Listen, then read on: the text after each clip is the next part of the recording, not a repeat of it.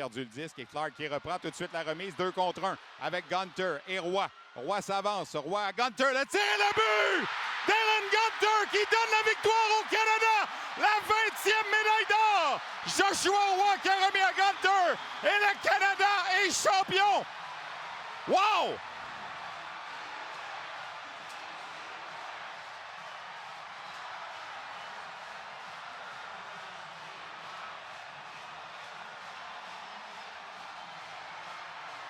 Et ça festoie au Scotiabank Center, derrière le banc, les entraîneurs.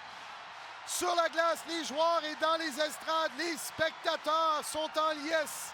Quelle belle passe de Joshua Roy à Dylan Gunter qui marque le but gagnant, le but doré, le but qui donne une deuxième médaille d'or consécutive à l'équipe Canada Junior. Incroyable, quel scénario!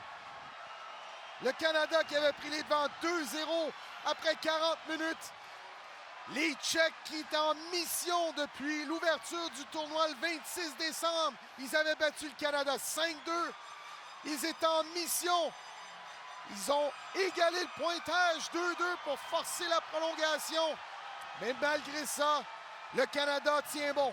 Et les Tchèques n'auront pas perdu un seul match en temps réglementaire dans ce tournoi et n'ont même pas la médaille d'or. Et pour Dylan Gunter, quel moment choisir pour marquer son premier but à force égale? Il avait marqué que des buts en avantage numérique.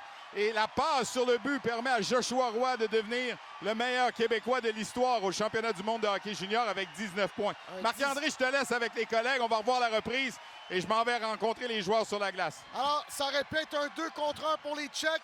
On a perdu la rondelle. Et là, Joshua Roy feinte, remet à Gunter sur le flanc droit. Et c'est la célébration. Regardez Kulich. Il a juste échappé la rondelle. Et immédiatement, c'est un revirement de l'autre côté. On retourne en studio avec François-Étienne et Bruno.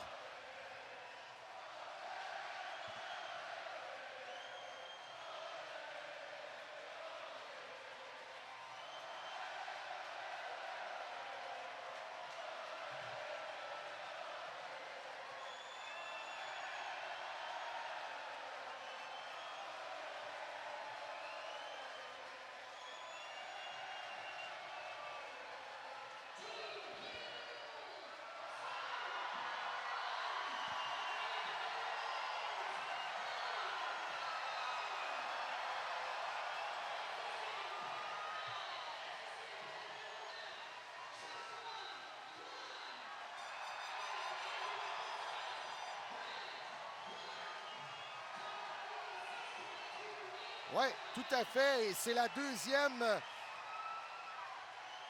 fois consécutive en prolongation, 3 contre 3. Alors, c'est vraiment, pour le Canada, spectaculaire de la manière qu'il remporte les médailles d'or. Moi, c'est mon deuxième championnat du monde junior avec vous autres.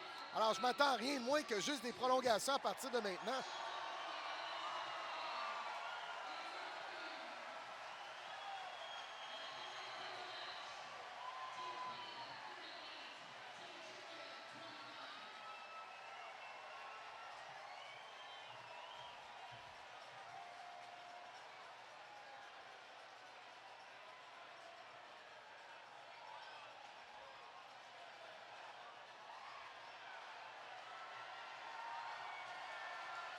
C'était l'état de choc. C'était l'état de choc et même il y avait eu une pause commerciale. J'observais les deux bancs.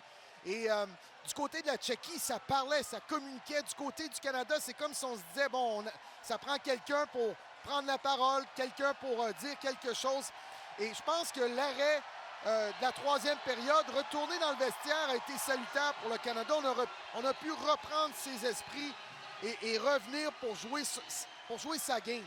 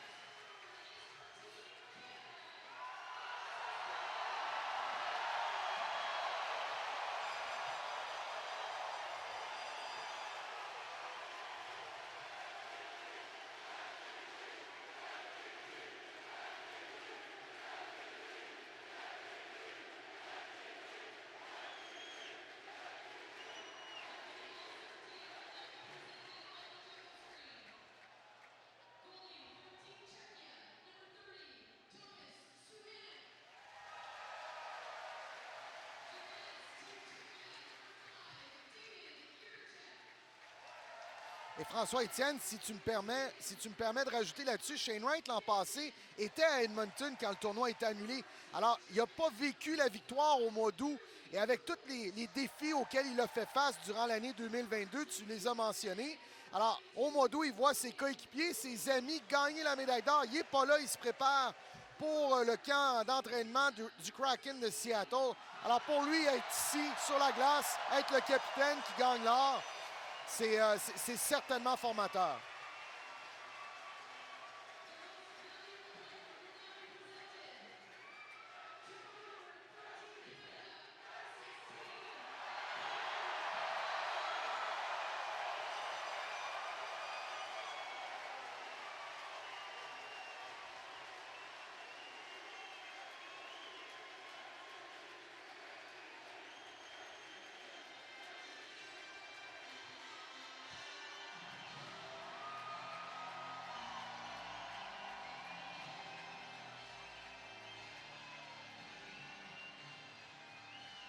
C'est arrivé souvent que j'ai eu la conversation avec Stéphane cette semaine où je disais le hockey international se développe.